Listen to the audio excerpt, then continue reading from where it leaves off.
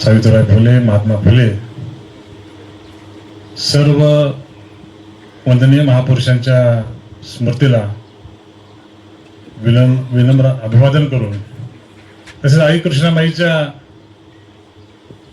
आशीर्वादानं आज या ठिकाणी कराड नगरपालिकेची नवनियुक्त बॉडीची पहिली सभा, तीही अर्थसंकल्पीय अशी सभा आज स्वर्गीय यशवंतरावजी चव्हाण साहेबांच्या समाधी परिसरामध्ये पार पडते आहे.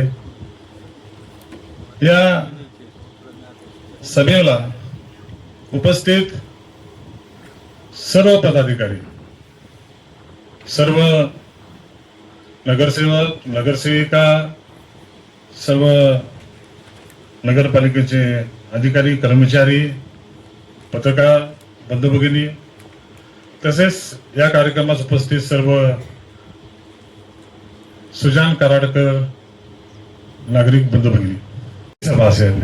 आता महाराष्ट्र शासनाची जी सत्ता प्राप्त झाली त्याला पहिली सभा त्यांनी रायगडला घेतली.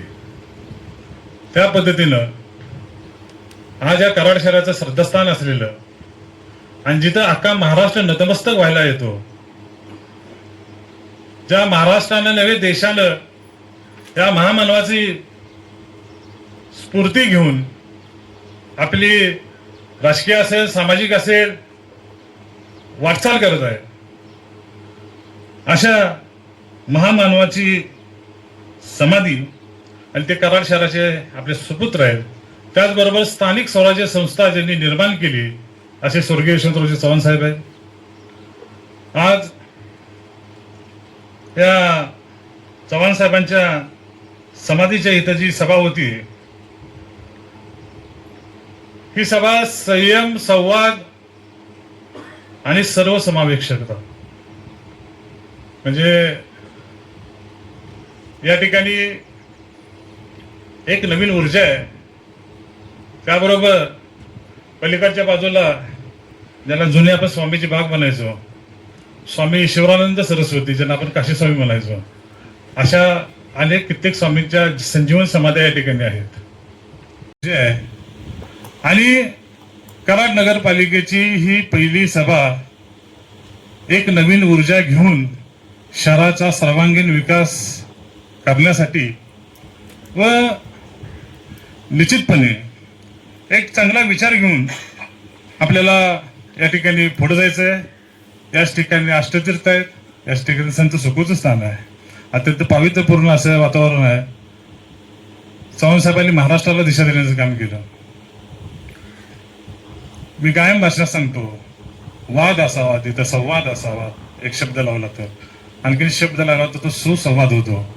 आणि स्वर्गीय यशवंतरावजी चव्हाण साहेबांनी आज या ठिकाणी महाराष्ट्राचा मंगल कलश आणून एक महाराष्ट्राला चांगल्या संस्कृती देण्याचं काम केलं. आज नवीन महाराष्ट्राचे शिल्पकार म्हणून त्यांनी या ठिकाणी काम करत असताना आपण सर्वांनी मिळून काहीतरी बोध घेऊन इथं जावं, काहीतरी नवीन ऊर्जा घेऊन जावी. आता नुकतीच नगरपालिकेची निवडणूक पार पडलेली आहे आणि या निवडणुकीमध्ये आम्हाला 21 जणांना, मी 22 जण नगराध्यक्ष आहे, समोर बसलेले विरोधक 10 विरोधकांना या ठिकाणी जनतेने निवडून दिलं.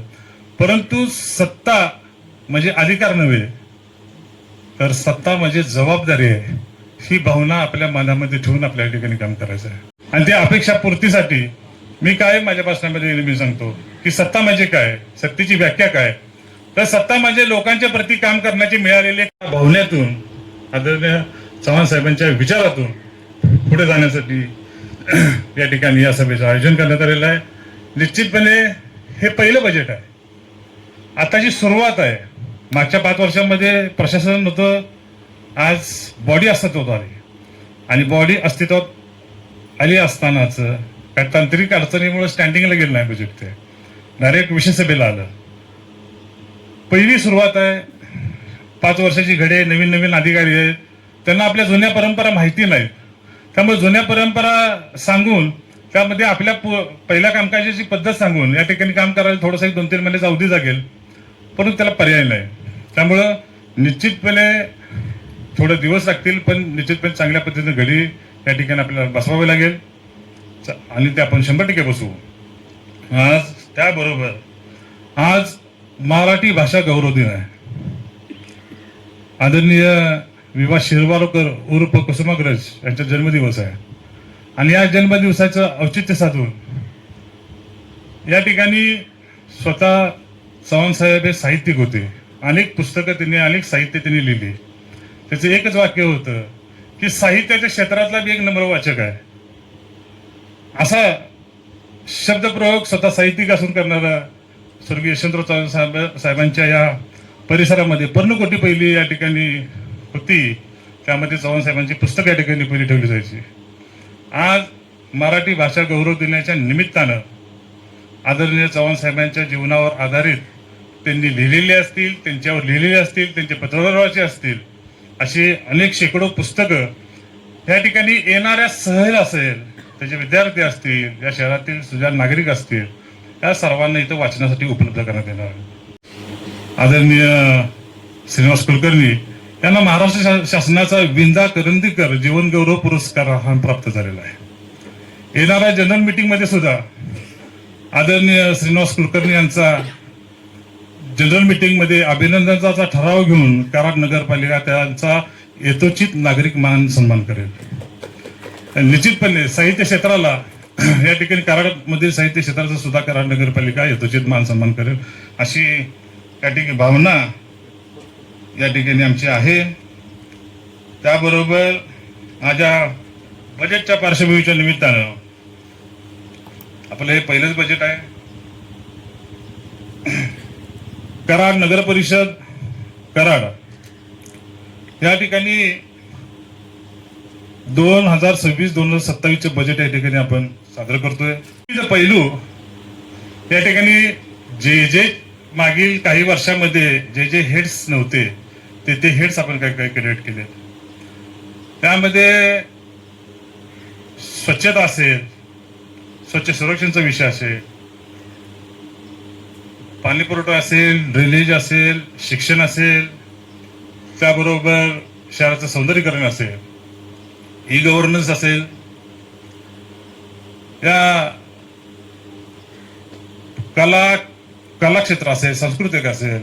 या ठिकाणी मी आपल्याला माहिती देऊ इच्छितो की पहिलं शिक्षण मंडळ असत होतं, त्याला निधी होता, परंतु हा निधी काही वर्षामध्ये लॅप्स झाला होता. तेही हेड आपण क्रिएट करून नवीन हेड खाली शिक्षण मंडळासाठी निधी तरतूद करतोय. पहिला शाळांच्या सगळ्या क्रीडा संमेलन व्हायची, स्नेह संमेलन व्हायची, अशा गोष्टींसाठी आपण हेड क्रिएट करतोय.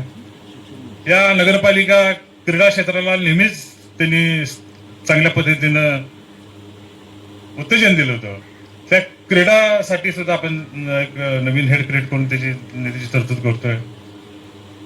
यामध्ये जिथं बेवारस जे डेड बॉडी यायच्या प्रेत म्हणतो आपण त्याला, ते जवळजवळ 65 ते 70च्या आसपास संख्या आहे की त्यांचं अंत्यसंस्कार करायचं झालं तर त्याला बजेटची तरतूद नव्हती.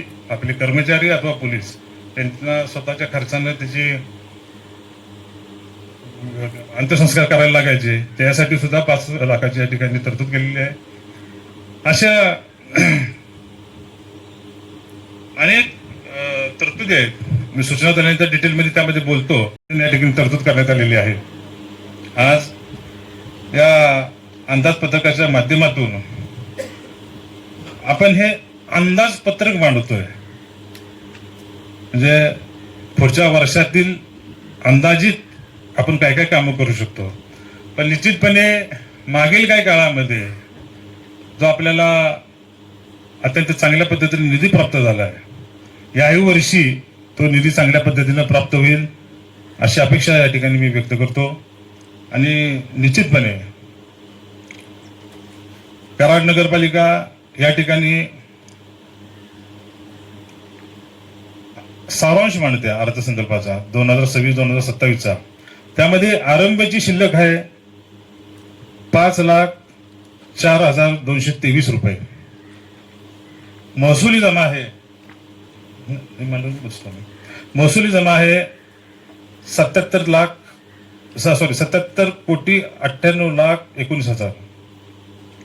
भांडवली जमा आहे 236 कोटी 55,10,000. एकूण 314,98,33,223 रुपये. त्यामध्ये महसुली खर्च आहे 83,91,15,000. भांडवली खर्च आहे 231 कोटी. एकूण आहे 314,91,15,000. त्यामध्ये अखेरची जी शिल्लक आहे, ज्याला आपण शिल्लकी म्हणतो, ती आहे 7,18,223 रुपये. असं 7,18,223 रुपयेचं या ठिकाणी आपण शिल्लकीचं अंदाजपत्रक सादर करतोय. 15,000 अशा पद्धतीचं हे अंदाजपत्रक या वर्षीचं सादर होतं. आणि निश्चितपणे जेवढे मॅक्झिमम काही हेड्स आहेत ते हेड्स आपण पुनर्जीवित ठेवलेले आहेत. मग त्याला काही ठिकाणी 10,000ची सुद्धा तरतूद केलेलं आहे. कारण भविष्यामध्ये आपल्याला ते हेडची आवश्यकता लागणार आहे. आता जरी ते ह्या वर्षी त्याची तरतूद नसेल तर भविष्यामध्ये आपल्याला त्या हेडची तरतूद लागेल. त्यामुळे हेड ते जिवंत ठेवण्यासाठी आपण त्या हेडची पुनर्जीवन केले. त्याबरोबर नवीन या ठिकाणी नवीन हेड या ठिकाणी आपण निर्माण केलेले आहेत. मागच्या गेल्या 3 वर्षांमध्ये कर्जाची कुठेही उल्लेख कुठल्याही बजेटमध्ये नव्हता. तीही तरतूद आपण या बजेटमध्ये केलेली आहे. त्यामुळे निश्चितपणे चांगल्या पद्धतीनं हे बजेट आपण सादर करतोय. ही सुरुवात आहे या नवनियुक्त बॉडीची. त्यामुळं 314,91,15,000 किमती रुपयेचं आणि 7,18,223 रुपये शिल्लकीचं या ठिकाणी आपण बजेट सादर करतोय. मराठी भाषा दिनाच्या सर्वांना हार्दिक शुभेच्छा देऊन आजचा आपला विषय चालू करूयात. विषय क्रमांक 1 सूचना. महाराष्ट्र नगर परिषदा नगरपंचायती व औद्योगिक नगरी अधिनियम 1965 चे कलम 101(1) अन्वये सन 2025-2026 सालेसाठीचे दुरुस्त (सुधारित) व सन 2026-27 सालाचे अंदाजपत्रक महाराष्ट्र शासन नगर विकास विभाग अधिसूचना DNL 1009/683/CR63/9 UD 31 दिनांक 11 नोव्हेंबर 2014 नुसार महाराष्ट्र नगर परिषदा लेखा संहिता 2013 नुसार महाराष्ट्र नगर परिषद लेखा संहिता लागू झाली. पासून चालू करा. पासून ठीक आहे. सन 2026-27 अनुमानित अर्थसंकल्पातील जमा व खर्चाच्या रकमा खालीलप्रमाणे असतील. महसुली अर्थसंकल्प भाग 1 व भाग 2. जमा कर महसूल 21,57,60,000 रुपये. अभिहस्तांकित महसूल व भरपाई 3,64,00,000. महसुली अनुदाने अंशदाने व अर्थसहाय्य 140,31,00,000 रुपये. नगर परिषद मालमत्ता पासून मिळणारे भाड्याचे उत्पन्न 1,46,50,000 रुपये. फी वापरकर्ता व भाडे आकार 3,26,74,000 रुपये. विक्री व भाडे आकार 26,55,000 रुपये. व्याजापासून मिळणारे उत्पन्न 78,50,000 रुपये. समप्रहृत ठेवी ना परतावा ठेवी 4,80,00,000 रुपये व इतर उत्पन्न 87,30,000 रुपये. एकूण रुपये 77,98,19,000. खर्च आस्थापना खर्च 38,02,00,000 रुपये. प्रशासकीय खर्च 13,10,000 रुपये. व्याज आणि वित्त आकार 15,25,000 रुपये. मत्तांची दुरुस्ती व परीक्षण 20,30,50,000 रुपये. व्यवहार व कार्यक्रम 7,40,80,000 रुपये. व्यवहार व कार्यक्रम अंमलबजावणी याकरता खरेदीचा खर्च 7,40,80,000 रुपये. दिलेली महसूल अनुदाने अंशदाने आणि अर्थसहाय्य 3,87,00,000 रुपये. तरतुदी आणि निर्लेखित करणे 20,00,000 रुपये. राखीव निधी आणि संकीर्ण खर्च 95,50,000 रुपये. एकूण रुपयेमध्ये 83,91,15,000 रुपये. तसेच महसुली खर्च रुपये रुपये 83,91,15,00,000 मध्ये नियोजित कामांचा विकास आराखड्यातील तरतूद करण्यात आलेल्या खर्चांचा तपशील व विनियोग पुढील प्रमाणे असेल. याच्यामध्ये खात्यांचे नाव आणि अंदाजित रक्कम रुपये. खात्याचे नाव वितरण नलिका दाब नलिका दुरुस्ती इत्यादी 70 लाख रुपये फक्त. जलशुद्धीकरण केंद्र इमारत व फिल्टर टँक दुरुस्ती 25 लाख रुपये. पाण्याचे टँकर खरेदी व दुरुस्ती 5 लाख रुपये फक्त. जलशुद्धीकरण केंद्राकडील जागांना कंपाऊंड बांधणे 20 लाख रुपये फक्त. पाण्याच्या टाकीचे लिकेजेस काढणे 20 लाख रुपये फक्त. गटार दुरुस्ती नवीन गटारे बांधण्यासाठी 1 कोटी रुपये. सार्वजनिक संडास मुतारा बांधणे व दुरुस्ती करणे 50 लाख रुपये फक्त. नवीन ड्रेनेज लाईन टाकणे नवीन ड्रेनेज चेंबर बांधणे व दुरुस्तीसाठी 1,50,00,000 रुपये. नवीन ॲक्सिडेशन पॉन्ड दुरुस्ती व देखभाल 1,50,00,000 रुपये. मार्केट इमारत दुरुस्त विस्तारण आणि सुधारणा याच्यासाठी 50 लाख रुपये. टाउन प्लॅनिंग एरियातील भाजी मार्केट बांधणे 30 लाख रुपये. स्मशानभूमी व दफनभूमी विस्तार व सुधारणासाठी 15 लाख रुपये. अग्निकाष्ठ अंत्यसंस्कारसाठी 20 लाख रुपये. कैलासवासी यशवंतराव चव्हाण स्मृती सदन भोवतालची बाग याच्यासाठी 10 लाख रुपये. प्रीती संगम 20 लाख रुपये. ऑफिस बाग 6 लाख रुपये. शिवाजी हाऊसिंग सोसायटी साईट एन 6 लाख रुपये. आरक्षण क्रमांक 51 स्वर्गीय पी डी पाटील उद्यान 20 लाख रुपये. कराड नगरपालिका इमारतीवरील घड्याळाचा मनोरा दुरुस्ती व खर्चासाठी 5 लाख रुपये. शहरातील उद्यान विभागाला सुरक्षा पहारेकरी पुरवण्यासाठी 20 लाख रुपये. उद्योग विभाग जाहिराती प्रसिद्ध करण्यासाठी 5 लाख रुपये. वृक्षारोपण व वृक्ष संरक्षणासाठी 25 लाख रुपये. शहरातील मियावाकी जंगले देखभाल व संगोपन खर्च 6 ठिकाणी असतील याला 20 लाख रुपये. उद्यान विभागासाठी नवीन मशिनरी खरेदी 10 लाख रुपये. शहरातील सर्व डिवायडरला कलर करणे व देखभाल संगोपन खर्च 20 लाख रुपये. शहरातील सर्व आयलँड व आयलो कराडच्या स्टॅच्यू देखभाल व दुरुस्तीसाठी 20 लाख रुपये. यशवंतराव चव्हाण समाधी स्थळावर या ठिकाणी जो आपला या वर्षीचा आर्थिक आराखडा या ठिकाणी मांडला त्या प्रसंगी या ठिकाणी मान्य लोकनियुक्त नगराध्यक्ष राजेंद्र सिंह यादव त्याचबरोबर या ठिकाणी प्रशासन सर्वांनी या ठिकाणी आर्थिक विकास आराखड्यावर जी चर्चा केली